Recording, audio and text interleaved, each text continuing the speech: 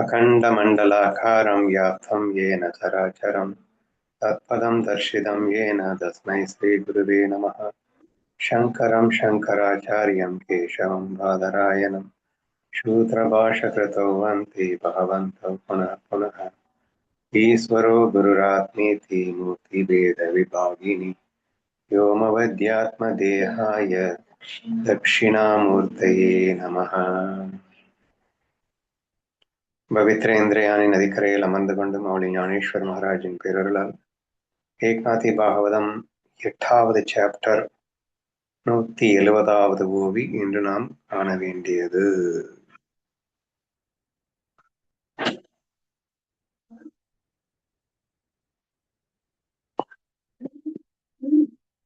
இதுவரைக்கும் தத்தாத்திரேயரனுடைய குரு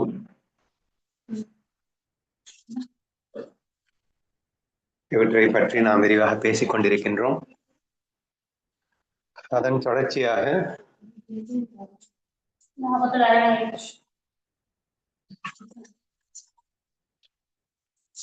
170வதுல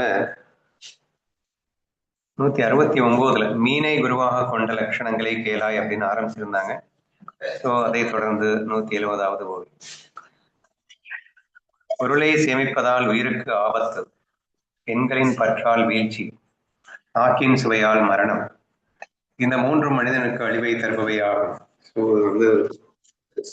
ரீகால் பண்றாரு, ஏற்கனவே சொன்ன விஷயத்தை எல்லாம் ரீகால் பண்ணிட்டு இருக்காரு. பொருளை சேர்ப்பதால் உயிருக்கு ஆபத்து, பெண்களின் பற்றால் வீழ்ச்சி, நாக்கின் சுவை மரணம் அப்படின்னு. எவனுக்கு நாக்கின் சுவையில் அதிக ஆசை இருக்கிறதோ அவனுக்கு தீமைகள் வந்து சேரும். கோடி துன்பங்களை அது அனுபவிக்க செய்யும். நாக்கின் சுவை அத்தனை ஆபத்தானது.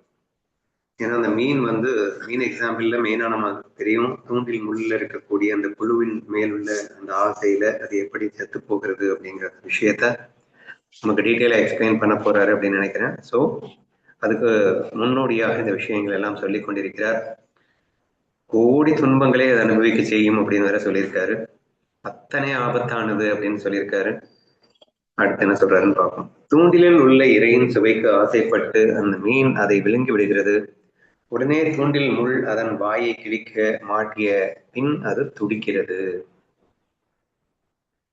பார்ப்பதற்கு சுவையான உணவாக தோன்றும், ஆனால் அதற்குள் நோய்கள் என்னும் தூண்டில் முள் மறைந்திருக்கும் அல்லவா. சுவைக்கு அடிமையாகி உண்பவர்கள் பிறவிப்பிணியில் துடிப்பார்கள். இதெல்லாம் எப்படி நம்ம பாக்குறது தானே. ஸோ சுவைக்கு ஆசைப்பட்டு, அவன் சுகர் இருக்கிறவங்க சுகருக்கு ஆசைப்பட்டு சுகர் ஏதாவது சாப்பிட்டு கஷ்டப்படுறது, அல்சர் இருக்கிறவங்க காரமா சாப்பிடக்கூடாதுன்னு தெரியும் ஆனா காரமா சாப்பிட்டு அவசரப்படுறது, இதெல்லாம் நம்ம அன்றாடம் பார்க்கக்கூடிய ஒரு விஷயமாகத்தான் இருக்கிறது. தூண்டில் முள் போல் நாமளும் அப்படித்தான் சிக்கி தவிக்கிறோம் அப்படிங்கிறத எக்ஸ்பிளைன் பண்றாரு. தூண்டிலில் சிக்கிய மீன் உயிரோடும் இருக்க முடியாமல் சாகவும் முடியாமல் துடிப்பது போல நோயற்ற மனிதனும் தன் துரதிருஷ்ட வசத்தால் அவதிப்படுகிறான். கண்டிப்பா அது ரெண்டு பயங்கரமான கஷ்டம். ஒருத்தரும் போகாது, ஆனாலும் உயிரோடையும் இருக்க முடியாது. ஸோ ஒரு எவ்வளவு பெரிய கொடுமை அப்படிங்கிறத நோயோட ஈக்குவேட் பண்றாரு. ஏன்னா நோய் அப்படிங்கிறது அவ்வளவு ஒரு பெரிய கொடுமை. செத்து போயிட்டாங்கன்னா கூட பெரிய விஷயம் இல்லை, ஆனா நோயில இருக்கிறதுன்றது அவ்வளவு பெரிய கொடுமைன்றதுனால இதை சொல்லியிருக்கிறார். நாக்கின் சுவைக்கு அடிமையானவனுக்கு நற்புத்தி எப்படி கிட்டும்? அவன் பிறப்பு இறப்பு சுழற்சியில் சுவையின் குற்றத்தினால் நிச்சயம் உழல்வான். புத்தி வராதுங்கிறாரு. நாக்கின் சுவைக்கு அடிமையானவனுக்கு புத்தி எப்படி கிட்டும்? புத்தி இல்லாதவனுக்கு பிறப்பு சூழல்ல சிக்கி கஷ்டப்பட வேண்டியதுதான் வரும் அப்படின்னு சொல்லியிருக்காரு. சுவைக்காக உண்பது எப்படி சொல்லறாரு, ஏன் புத்தி இல்லைன்னு சொல்றாரு அப்படின்னா நம்ம எடுத்துக்கலாம். அடிக்கடி சொல்லியிருக்கேன், என்னுடைய மேனேஜர் ஒருத்தர் அல்சரு காரம் சாப்பிட்டா ஆகாதுன்னு நல்லா தெரியும். ஸோ ஒரு தடவை இல்லை, பல தடவை இல்லை, 10,000 தடவை அனுபவப்பட்டார். அதாவது அவஸ்தையை அனுபவப்பட்ட பிறகும் கூட புத்தி இதை சாப்பிடாத அப்படின்னு தெளிவா சொல்ல தெரியலன்னா புத்தி எந்த அளவுக்கு மழுங்கி இருக்கு அப்படிங்கிறது புரியுதா போகும். ஸோ இந்த புலன்கள் புத்தியை எந்த அளவுக்கு மழுங்கடிக்கிறது ஸ்பஷ்டமா தெரியும், கிளியரா தெரியும், இது நமக்கு நரகம் அப்படின்னுட்டு.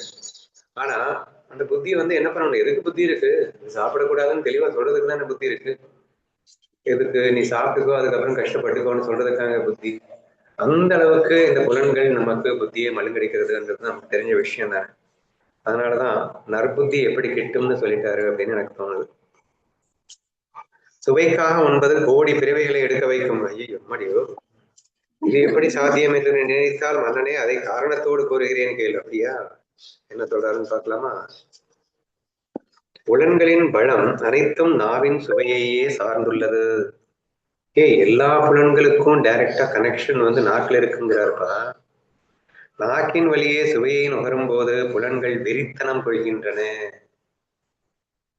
நாக்கு மட்டும் ஒரு புலன் தானே, நாக்கு மட்டும் வெறித்தனம் அடையாதா?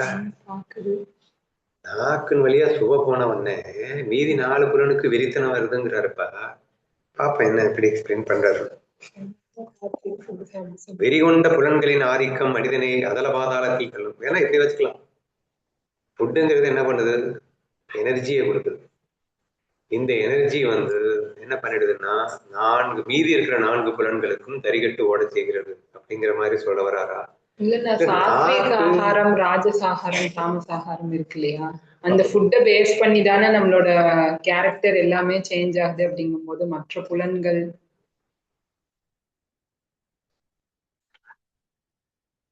மேபி அப்படிதான் இருக்கலாம் அப்படின்னு நினைக்கிறேன். இல்ல, சுவைக்காக சாப்பிடுறதுனால அவன் வந்து ராஜச தாமச ஆகாரங்களை சாப்பிட்டுட்டு அப்புறம் கறிக்கட்டு தானே ஓடும். அப்போ ஆட்டோமேட்டிக்கா 4 புலனும் சேர்ந்து நாசமா போயிடும். ஆமா, நீங்க சொல்வீங்கல்லண்ணா, இப்ப நான்வெஜ் சாப்பிடும் போது ரொம்ப டெம்ட் ஆகுது இல்லையா, அது வந்து புலன்களால தானே அந்த டெம்டேஷன் வருது. கண்டிப்பா. ஒருத்தன் ஃபோன் பண்ணி சொன்னான்னு சொன்னேன், ஃப்ரெண்ட் ஒருத்தர் ஃபோன் பண்ணாரு. அதாவது அந்த பெண் மோகம் அப்படிங்கறத என்னால கண்ட்ரோல் பண்ண முடியாம போயிட்டு இருக்கு, என்னன்னு தெரியல, இந்த 15 நாட்களா தான் இப்படி இருக்கு, என்னால ஒண்ணுமே பண்ண முடியல அப்படின்னு சொன்னாரு. 15 நாள்ல அப்படி என்னடா டிஃபரன்ஸ், ஏதாவது வந்து புதுசா ஏதாவது ஆட் பண்ணியான்னு கேட்கும்போது இப்படி யோசிச்சுட்டு, ஆமா 15 நாளா நான்வெஜ்ஜை சாப்பிட ஆரம்பிச்சிட்டேன் அப்படின்னு சொன்னான். ஸோ அந்த கிளியர் கட் டிஃபரன்ஸ் அவனால ஐடென்டிஃபை பண்ண முடிஞ்சது அப்படிங்கிறத நம்ம பார்க்கறோம். நான்வெஜ் சாப்பிட ஆரம்பிச்சதுல இருந்து அவனுடைய காம எண்ணங்களை கட்டுப்படுத்த முடியாமல் தவித்தேன் அப்படிங்கிற ஒரு விஷயம் வருது அப்படின்னு பார்க்கும்போது, அப்ப இவனுக்கு நாக்குல சுவை அப்படிங்கிறது ஒரு புலன் தான். ஆனா அந்த அதன் விஷயமாக அவன் தாமச ராஜச உணவுகளை எடுத்துக்கொள்ள நேரும் போது மற்ற எல்லா 4 புலன்களும் கூட காணாம போயிடுது. மேபி அதைத்தான் சொல்றாருன்னு நினைக்கிறேன். வெறிகொண்ட புலன்களின் ஆதிக்கம் மனிதனை அதல பாதாளத்தில் தள்ளும். நாக்கின் சுவையை வெல்லாதவரை பிறவி துயர் ஒருபோதும் நீங்காது. இது சொல்லுவாங்க இல்லையா, இப்போ ரொம்ப பேரு பாக்கு போடுவாங்க, குட்கா எல்லாம் போடுவாங்க. அது கொஞ்ச நேரம் வேலை பண்ணணும், அது உடம்பெல்லாம் சுறுசுறுப்பா இருக்கணும், முழிச்சிருக்கணும்னா இந்த குட்காவை போட்டா அந்த உடம்புக்கு வந்து ஒரு தூக்கம் வராம ஒரு இதா இருக்கும்ட்டு சொல்ல கேட்டிருக்கோம் இல்லையா. அதே மாதிரி குடிச்சாலும் அந்த உணர்வெல்லாம் தூண்டும் கூட சொல்லுவாங்க இல்லையா, அதையும் சொல்லலாம் இல்லையா. அது நாக்குக்கு எங்க சுவையா இருக்கு, அது வாயில ஒதுக்கிக்கிறாங்கல்லன்னா சுவைச்சே சாப்பிட மாட்டாங்க, அதை பல்ல கடிச்சுக்கிட்டு டேஸ்டுக்காக இல்லை, நான் சொல்றது இந்த அல்சர் டேஸ்டுக்காக சாப்பிடுற அவசப்படுறது, நாக்கின் சுவைக்காக ராஜச தாமச குணங்கள் எடுத்துக்கிறது அப்படிங்கிற மாதிரி. இல்ல, நான் நல்ல காரசாரமா எதுக்கு சாப்பிடுறோம், நாக்குக்கு தானே. சுவைக்காக காரசாரமா சாப்பிடும் போது ஆட்டோமேட்டிக்கா வந்து ஆசை தூண்டப்படுது, கண்ணு ரொம்ப வேலை பார்க்குது, அந்த மாதிரி நம்மளோட சென்சஸ் எல்லாமே வந்து கறிக்கட்டு ஓடுது இல்லையா. இப்போ எதுல இருந்து மெயினா வந்து ரொம்ப காரமா சாப்பிடும் போது அது ஆசை தூண்டும். இந்த ஃபுட்டு நான் ரஜசிக் தமசிக்ல எடுப்பான், அதனால விளைவு கஷ்டப்படுறான் அப்படின்னு எடுத்துப்பான். உணவில்லாமல் உடல் இயங்காது, ஆனால் உணவை உண்ணும் போது புலன்கள் வீறு கொண்டு எழுகிறது. நாவை வெல்லும் ரகசியத்தை எவன் அறிகிறானோ அவனது துன்பங்கள் அனைத்தும் ஒழிந்து போகும். இதோட 7th சாப்டர் கண்டினியூ ஆயிடுச்சு, முடிஞ்சு போயிடுச்சு. 8th சாப்டர் நம்ம அடுத்து படிக்கணும். சாரி, 8th முடிஞ்சு போயிடுச்சு, 9th சாப்டர் படிக்கணும். 9th வந்து ஷார்ட்டா டிரான்ஸ்லேட் பண்ணி கொடுத்துருச்சு, நான் டீட்டெயிலாக டிரான்ஸ்லேட் பண்ணி தர சொல்லியிருக்கேன். அதனால கொஞ்சம் அடுத்து போயிடுவோம்.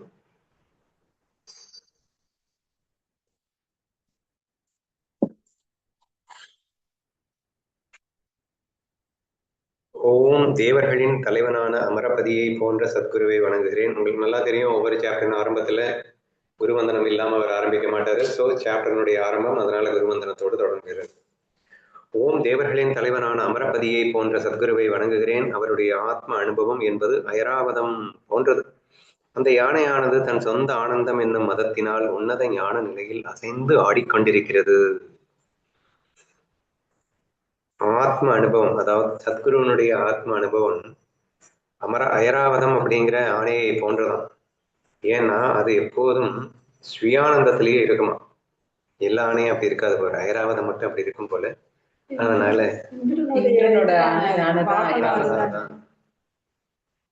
அது அது ஞானி இல்லையா, அதனால சொல்றாரு. யானைகளுக்குள் சிறந்தது ஐராவதம் அப்படின்னு ஞானேஸ்வரியில கூட சொல்லியிருப்பாங்க. அதான் அது தன் சுயானந்தம் என்னும் மதத்தினால் உன்னத ஞான நிலையில் அசைந்து ஆடிக்கொண்டிருக்கிறது அப்படின்னு கம்பேர் பண்றாரு. குருவின் உபதேசம் என்னும் கூர்மையான வஜ்ராயுதம் நம் மனதின் எண்ணங்கள் மற்றும் சந்தேகங்கள் என்னும் இறக்கைகளை வெட்டி எரிகிறது. சங்கல்ப விகல்பங்களை வெட்டி எரிகிறது. உலகியல் வாழ்வில் மந்தமாக இருக்கும் ஜீவன்களாகிய மலைகளை அவற்றின் உண்மையான இருப்பிடமான ஆத்ம நிலைகளே அது உறுதியாக நிலைத்துகிறது. ஜீவன்களாகிய மலைகளையா, ஜீவன்களை மலைன்னு மலையோட ஒப்பிடுறாரு. எல்லாம் ஜடமாய் போய் இருக்கான்ல ஜீவன் ஆயிட்டு, அவன் உண்மையான அந்த ஆத்ம நிலையோட ஒப்பிடணும் அப்படிங்கிறதுக்காக மலையோட ஒப்பிட்டு பார்த்திருக்கிறாரு. எனிவே இங்க ஒரு 2 பாயிண்ட் சொல்லியிருக்காரு. அவருடைய உபதேசம் அப்படிங்கிறது வஜ்ராயுதம் மாதிரி. அந்த வஜ்ராயுதனுடைய பவர் மூலியமா நமக்கு நம் மனசில் உள்ள சங்கல்ப விகல்பங்கள் அல்லது சந்தேகங்கள் இது எல்லாத்தையுமே துண்டு துண்டா வெட்டி தூக்கி போட்டுடுது அப்படிங்கிறது ஃபர்ஸ்ட் பாயிண்ட். 2வது, நம்ம உலகியல்ல மந்தம்னா என்ன, கல்டு மாதிரி ஆயிட்டான் மனுஷன். ஒரு சித்தானந்த ரூபமாக இருக்கின்றவன் ஜீவன்ல சிக்கினதுனால ஒரு உயிரற்ற ஜட மாதிரி மந்த மாதிரி ஆயிட்டான். இருக்கும் ஜீவன்களாகிய மலைகளை உண்மையான ஆத்ம நிலையிலே சேர்க்கின்ற ஒரு வேலையையும் குரு செய்கிறார் அப்படிங்கிற 2 பாயிண்ட் இதுல சொல்லியிருக்காரு. குருவின் விவேகம் என்பது பாரிஜாத மரம் போன்றது. அதில் வைராகியம் என்னும் மலர்கள் நறுமணத்தை வாரி வீசுகின்றன. வீடு பேறு அடைய விரும்பும் மோட்சுக்கள் என்னும் வண்டுகள் அங்கு வந்து புகுந்து அந்த ஞான சுகத்தின் நறுமணத்தை நுகர்கிறார்கள். குரு யாரு? பாரிஜாதம் மலர் மாதிரி. சோ அதுல வைராகியம் என்னும் மலர்கள் நறுமணத்தை தருகின்றன. அப்ப இந்த முமுட்சுக்கள் எதுக்காக போறான்? அதனால நறுமணத்துக்காக போறான். அந்த நறுமணம் என்ன? வைராகியத்துக்காக போறான். அப்ப இந்த வைராகியம் வரணும்னாலே எங்க போகணும்? குரு கிட்ட போகணும். சோ இந்த மாதிரி நீ வந்து ஈக்குவேட் பண்ணிட்டேன்னா ஈஸியா போறோம். ஸோ வீடு பேர் அடைய விரும்பும் மோட்சுக்கள் என்னும் வண்டுகள் அங்கு வந்து புகுந்து அந்த ஞான சுகத்தின் நறுமணத்தை நுகர்கிறார்கள். ஏன்னா வைராகியம் இருந்தாதான் ஞான சுகம் கிடைக்கும். அப்போ அந்த மலர்களாகிய அந்த வைராகியத்தை முகர்ந்து ஞான சுகத்தை பெறுகிறார்கள் அப்படின்னு அழகா ஈக்குவேட் பண்ணியிருக்காரு.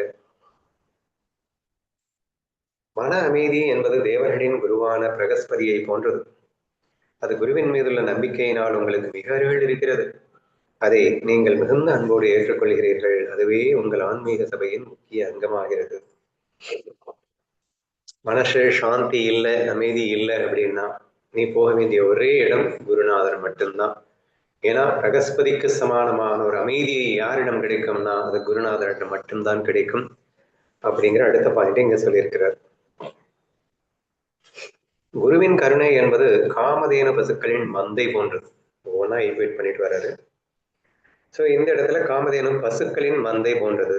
சீடனின் ஸ்ரதை என்னும் கன்றுக்குட்டியின் குரலை கேட்டவுடன் அந்த பசுக்கள் அன்போடு பாலை பொழிகின்றன. அந்த ஞானப்பால் விஷ்ணு பக்தர்களுக்கு போதுமானதாகவே இருக்கின்றது. ஏன்னா என்னைக்காவது எந்த குருவாவது வந்து நீ கேட்டு ஞானத்தை கொடுக்க மாட்டேன்னு சொல்லியிருக்காரா? எப்படி காமதேனோ நீ போய் கேட்ட உடனே கொடுக்குதோ அந்த மாதிரி இந்த சிஷ்யன் போயிட்டு நீ நடுராத்திரில போயிட்டு எனக்கு இந்த ஞானத்துல டவுட் இருக்கு, இதை சொல்லுங்கன்னு கேட்டா அவர் மாட்டேன்னு சொல்ல போறாரு. எப்படி காமதேனுவானது கொடுக்கிறதோ அந்த மாதிரி இவர்கள் இந்த ஞானப்பாலை எப்போதும் கொடுக்க வல்லவர்கள். ஆதலால் இவர்கள் காமதேனுவுக்கு ஒப்பானவர்கள் அப்படின்னு அடுத்த புகழாரம் குருவுக்கு சூட்டப்பட்டுள்ளது. பிரகாசமான சிந்தாமணி கற்கள் குருவை சுற்றி நாற்புறமும் சிதறி கிடக்கின்றன. அதை வச்சுக்கிட்டு நீ மனசுல என்ன நினைச்சாலும் நிறைவேறும். அதுக்கு பேர் என்ன? சிந்தாமணி. சோ அந்த சிந்தாமணி கற்கள் குருவை சுற்றி சிதறி கிடக்கின்றன. அப்படின்னா குருவை சரணடைந்த பிறகு நீ நினைச்சதெல்லாம் ஈடேறும் அப்படின்னு அர்த்தம். ஆனால் உண்மையான பக்தர்கள் அவற்றை திரும்பி பார்ப்பதே இல்லை. ஏனெனில் அவர்கள் குருவின் பாத கமலங்களில் நிழலில் பெரும் பேரின்பத்தை அடைந்துவிட்டனர். பக்தன் எதுக்காக போறான்? நினைச்சதெல்லாம் ஈடேறும் அப்படின்னு நினைச்சிட்டு போலியா குரு கிட்ட. குரு கிட்ட போயிட்டா இவன் நினைச்சதெல்லாம் நடக்கும்ன்றது தெரிஞ்சா கூட இவன் குரு கிட்ட போறதுக்கு காரணம் அதுக்கு ஆசைப்பட்டு இல்லை, அவர் பாத கமலத்தில் தஞ்சமடைய வேண்டும் என்ற ஒரே ஆசையினால் அல்லவா சிஷ்யன் செல்லுகின்றான் என்று குரு புகழோட சிஷ்ய புகழையும் சேர்த்து பாடிட்டார். சரியா? சொர்க்கலோகத்து பெண்களும் அஷ்டமா சித்திகளும் உமக்கு முன்னால் பல வகைகளில் நடனமாடுகிறார்கள். ஆனால் குருவின் உண்மையான தாசர்கள் அவர்களை உற்று நோக்குவதே இல்லை. மந்த பக்தியுடையவர்கள் மட்டுமே அத்தகைய சித்துக்களில் மயங்கி போகிறார்கள். ஸோ குரு கிட்ட எல்லாமே இருக்கு, பட் உண்மையான சாதகன் அதை நாட மாட்டான். மந்த புத்தியுடையவன் தான் மேபி அதுக்காக போவான். என்ஷூர் பண்ணி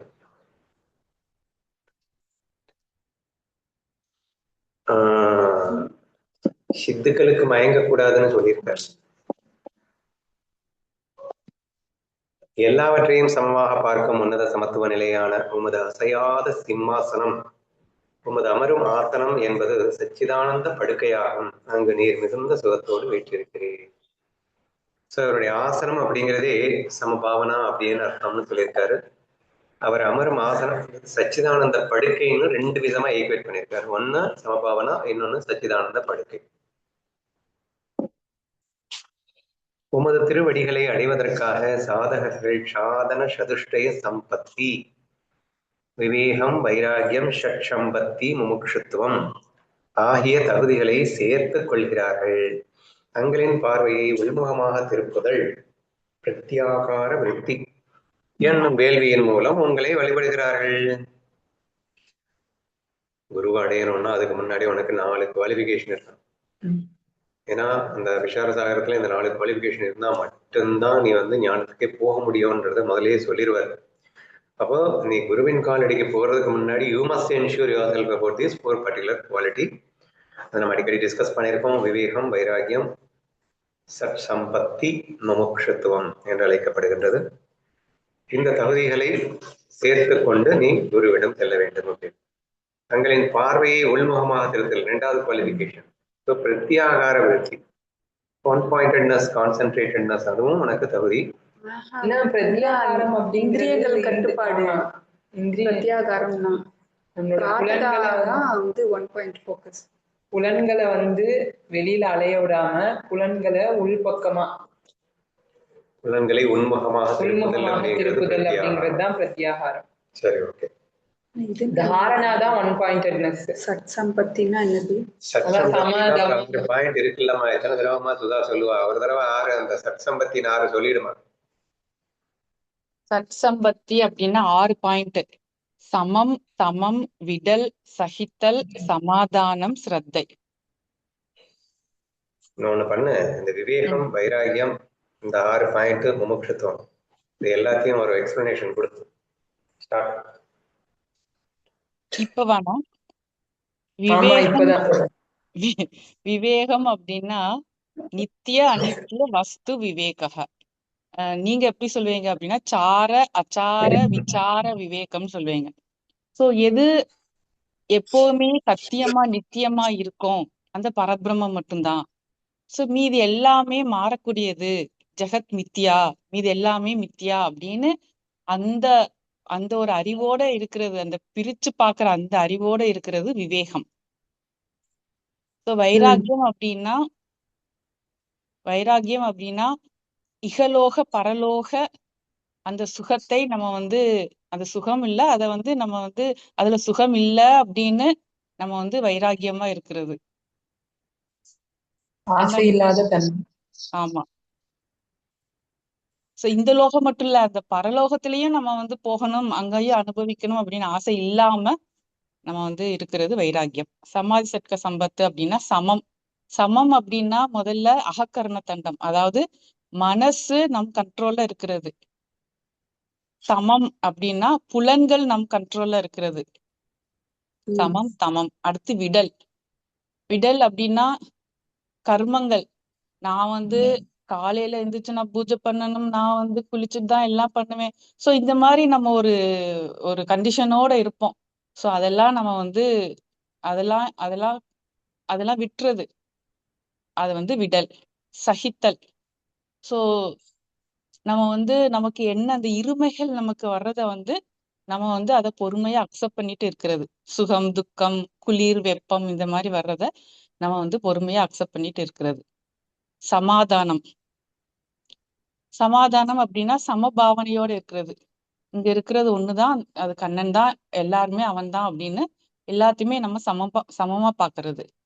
நம்பிக்கை. குரு மேலையும் சாஸ்திரம் மேலையும் முழுமையா அவங்க சொல்றதுதான் உண்மை, சத்தியம் அப்படின்னு நம்பிக்கையோட இருக்கிறது. சோ இதுதான் சமாதி சட்க சம்பத்து, இல்லாட்டி சட்க சம்பத்துன்னு சொல்லுவாங்க. இந்த 6 பாயிண்ட். லாஸ்ட் முமுட்சுத்துவம். எனக்கு வந்து மோட்சத்தில் இச்சை, நான் வந்து எப்படியாவது ஞானம் அடைஞ்சிடணும், நான் வந்து ஆனந்த உணர்வோட இருக்கணும், அனுபவமா இருக்கணும் அப்படின்னு அந்த ஒரு ஆசை மட்டும் நம்ம வந்து வச்சுட்டு நம்ம வந்து இந்த சாதனையோட இருந்து நம்ம கேட்கிறோம் அப்படின்னா நம்மளால ஈஸியா நம்மளால அனுபவத்துக்கு கொண்டு வர முடியும். ஓகேக்கா. Okay, thank you.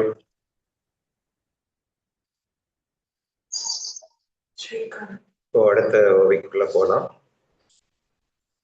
எந்த பக்தர்கள் தங்களின் மனதையே இந்த வேள்வியில் கவனமாக அர்ப்பணிக்கிறார்களோ அவர்களின் இத்தகைய பக்தியை கண்டு நீர் மிகவும் மகிழ்ச்சி அடைகிறீர். அந்த உண்மையான பக்திக்கு உருகி உமது சொந்த ஆன்ம பதவியையே அவர்களுக்கு பரிசாக தருகிறீர். ஸோ நம்ம இந்த குவாலிஃபிகேஷனோட போனா போதும், மீதி எல்லாம் அவர் பார்த்துப்பாரு அப்படின்னு இந்த ஓவியில சொல்லியிருக்கு. அவர்களுக்கு ஆத்ம சாட்சா்காரத்தை அளித்து உமது சொந்த ஆசனத்திலேயே அமர வைக்கிறீர். ஏன்னா சொந்த ஆசனங்கிறது பிரம்மஸ்வரூபம்னு சொல்லிட்டார்ல. அவர்களை மரணமில்லா பெருவாழ்வு வாழச் செய்து மீண்டும் பிறவித்துறையில் இல்லாதபடி உன்னத நிலையில் நிலைநிறுத்துகிறீர். எல்லாமே பிரம்ம பதவிதான்.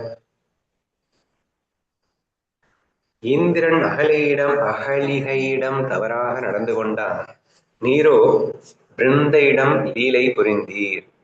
இதனால் இந்திரன் 1000 கண்களை பெற்றான் சாபத்தால். ஆனால் நீரோ எல்லாவற்றிலும் எல்லா இடங்களிலும் நிறைந்திருக்கும் பேராற்றலாக எல்லாவற்றையும் பார்க்கும் கண்ணாக இருக்கிறீர்.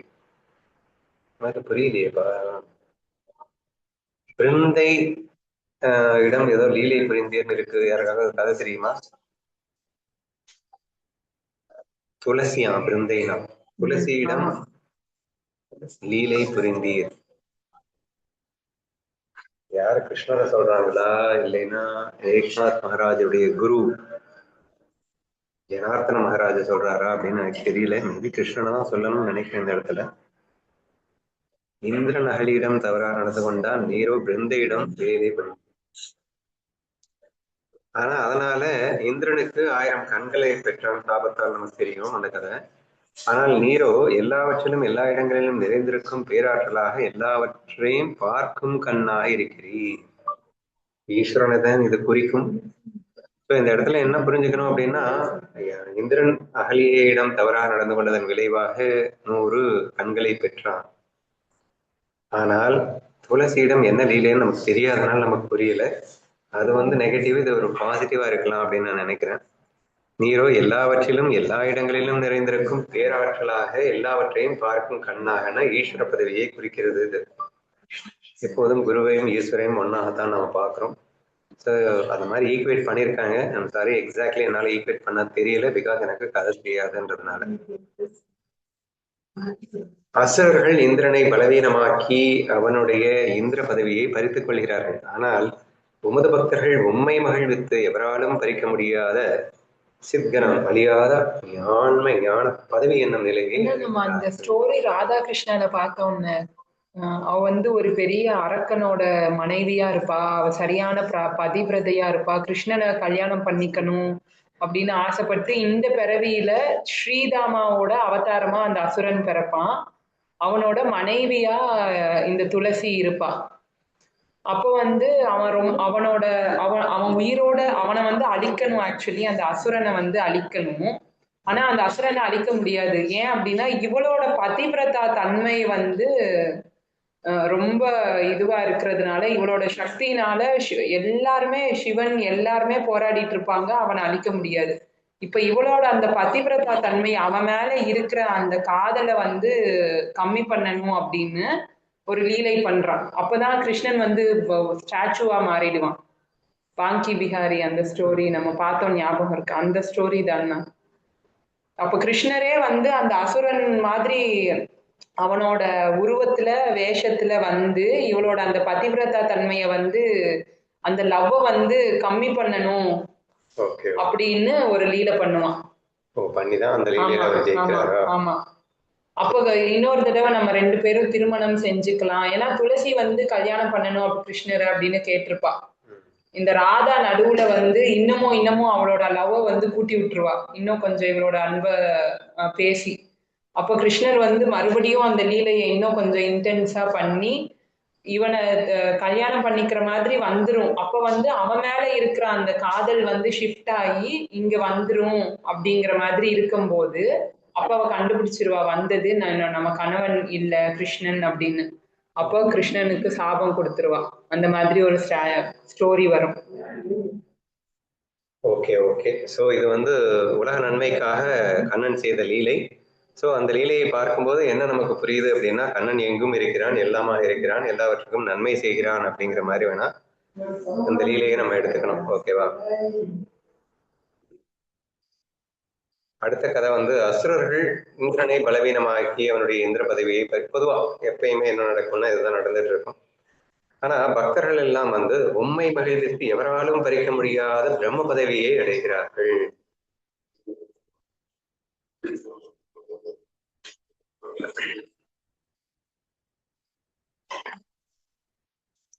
இதுல இருந்து என்ன புரிஞ்சுக்கணும் அப்படின்னா, நம்மளுடைய அசுரா மைண்ட் வந்து இந்திரனை பலவீனமாக்குறது. ஆனா நாம என்ன பண்ணணும்? பக்தர்களுடைய அசுரா மைண்ட் என்ன பண்ணுது? அண்ணனை மகிழ்வித்து பிரம்ம பதவிக்கே போயிடுது. அப்படி புரிஞ்சுக்கலாம் அப்படின்னு நினைக்கிறேன், இல்லையா? பொதுவா நம்மளுடைய ஆர்டினரி பீப்புள்ஸ் அஜ்ஞானியுடைய அசுரா மைண்ட் வந்து தெய்வாவை வீழ்த்தி அது ராஜ்யம் செய்ய ஆரம்பிக்கிறது. ஆனா பக்தர்களுடைய அசுரா மைண்ட் என்ன பண்ணுதுன்னா, அவர் கண்ணன்ட்டு போய் அடங்கிடுது. ஸோ அதனால அவர்களுக்கு பிரம்ம பதவி கிடைக்குது. ஸோ இந்த மாதிரி நம்ம இதை எடுத்துக்கலாம் அப்படின்னு எனக்கு தோணுது. கஹுத்ஸ்த மன்னன் அப்படின்னு ஒரு மன்னன் இருந்திருக்கான் போல. கஹுத்ஸ்த மன்னன் இந்திரனின் தோல் மீது அமர்ந்தான். துர்வாச மகரிஷியோ உமது தோள்களின் மீது அமர்ந்தார். இந்திரன் விஷ்ணுவின் ஆணைப்படி செயல்படுகிறான். நீரோ உமது பக்தர்களின் விருப்பத்திற்கு ஏற்ப செயல்படுகிறீர். பக்த பராதீனன். அந்த மன்னன் கதையெல்லாம் எனக்கு தெரியாது. ககுஸ்த மன்னன் இந்திரனின் தோல் மீது அமர்ந்தான். துர்வாச மகரிஷி உமது தோள்களின் மீது அமர்ந்தார்.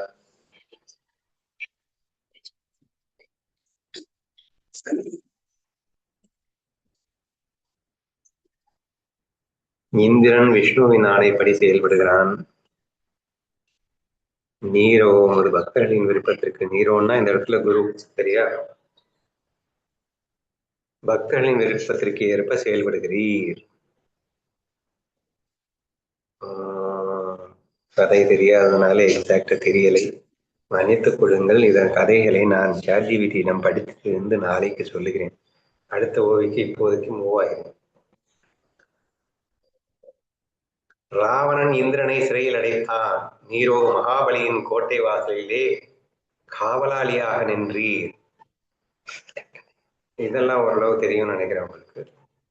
காவலாளியா நின்ன கதை என்ன தெரியும்? மகாபலி கிட்ட 3 அடி வாங்கினதுதானே தெரியும். காவலாளியா நின்னது கதை யாருக்கா தெரியுமான்னு கேட்கு. மகாபலியின் கோட்டை வாசலில் காவலாளியாக நின்றீரா? இந்திரன் யாகத்தில் அவிர்வாகத்தை யாசித்து பெறுகிறான். நீரோ வாமனாக 3 அடி நிலத்தை தானமாக கேட்டு யாசித்தீர்.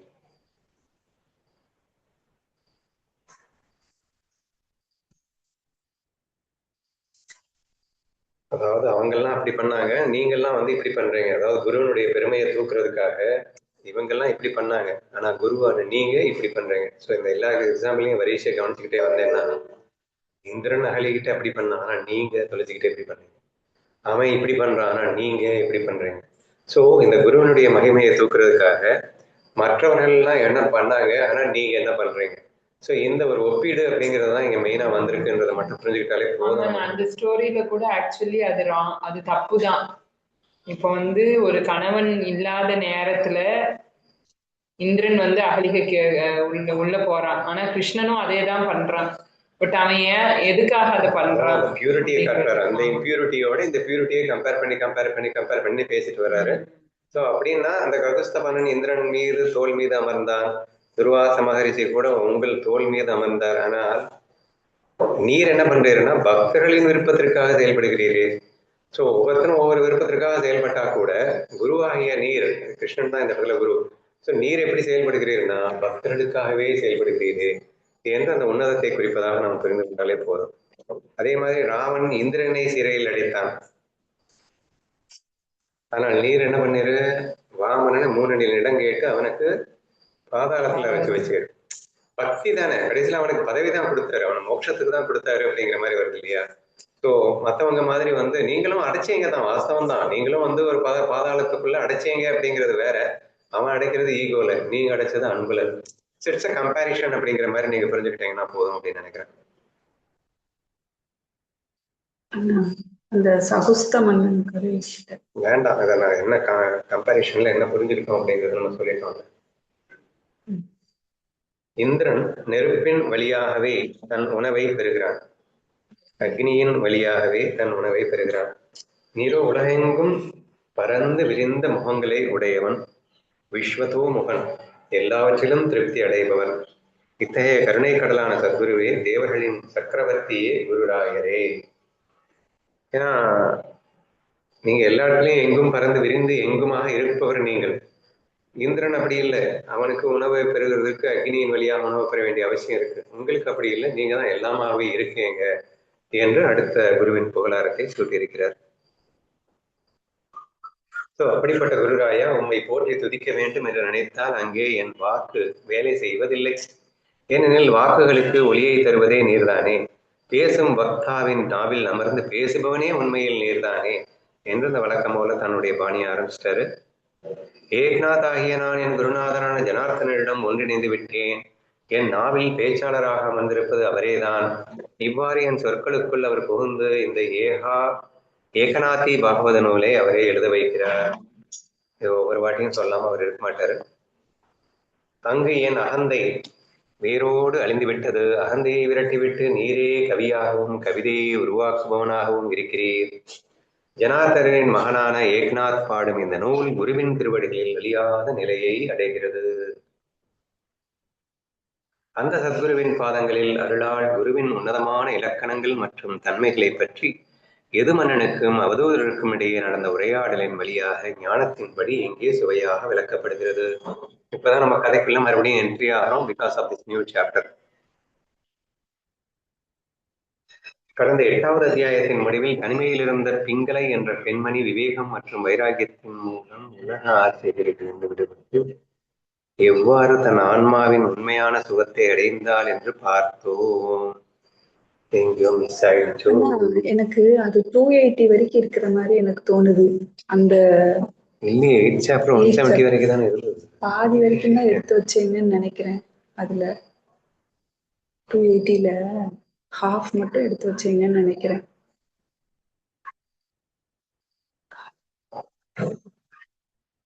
ஒரு நிமிடம் இருக்கும்.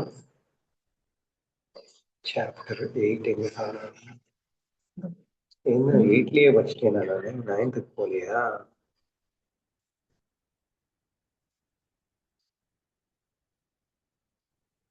எயித்துலயே தான் இருக்குண்ணா.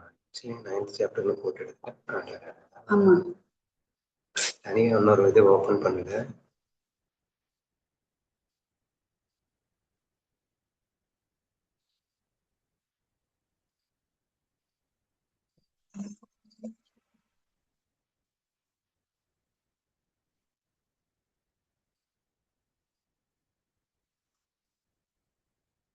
Sorry for wasting your time. நிறைய இருக்கு.